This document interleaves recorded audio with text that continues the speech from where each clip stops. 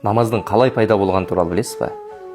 Сол бір кездер пайғамбарымыз саллаллаху алейхи уассаламның қатты бір қиналып, жабырқап жүрген кездер еді. Яғни сол жылдарда пайғамбарымыздың сүйікті жары, оның арқа сүйері Хадижа анамыз қайтыс болған. Және де бүкіл елі оған қарсы шығып тұрған кезде қолдау көрсеткен ең сүйікті көкесі Абу Талибтің де қайтыс болған жылы болатын. Осы қиын кездерде пайғамбарымызды саллаллаху алейхи уассалам Алла тағала өз құзыретіне шақыртады. Яғни Миғраж оқиғасы болады. Бұл сапар пайғамбармен Жебрил алейхиссаламның сапары еді. Оны баршамыз білеміз. Пайғамбармен Жебрил алейхиссалам көкке көтерілген кезде мен осы жерге дейін қана бара аламын, ары қарай маған рұқсат жоқ, ары қарай өзің деді. Пайғамбарымыз саллаллаху алейхи уассалам Алла тағаланың тарапына көтерілді.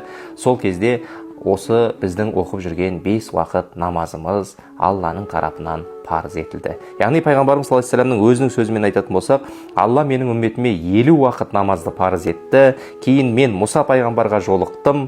Ол үмметімнің бұған шамасы келмейді. Алла тағаладан одан жеңілдетуін сұра деді. Мен қайта-қайта Алла тағаладан сұрадым. Алла тағала оны 5 уақыт намазға түсірді. Бірақ сол 5 уақыт оқыған намаздың сауабы 50 намазға тең деді пайғамбарымыз саллаллаху алейхи вассалам.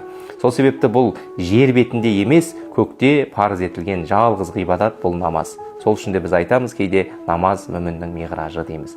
Алла тағала біздің баршамызды намаздарымызға ықыласты, Алла тағаланың алдында оқыған 5 уақыт намаздарымыз қабыл болуын нәсіп етсін.